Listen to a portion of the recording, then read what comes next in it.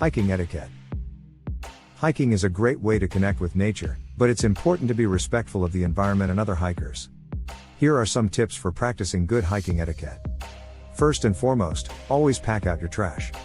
Leaving litter on the trail is not only unsightly, but it can harm wildlife and damage the environment. When encountering other hikers on the trail, it's polite to step aside and let them pass. Uphill hikers have the right of way, so be sure to yield to them. If you're hiking with a dog, keep them on a leash and under control at all times. This helps protect other hikers and wildlife, and prevents your dog from disturbing sensitive areas. Stay on the designated trail to avoid damaging plants and soil. Taking shortcuts or creating new trails can cause erosion and harm fragile ecosystems. When encountering wildlife, give them plenty of space and avoid disturbing them. It's important to observe from a distance and never feed or approach wild animals. Be mindful of noise level and respect the peace and quiet of the natural environment. Avoid shouting or playing loud music, which can disturb other hikers and wildlife. By following these simple tips, you can help preserve the natural beauty of hiking trails and make the experience more enjoyable for everyone.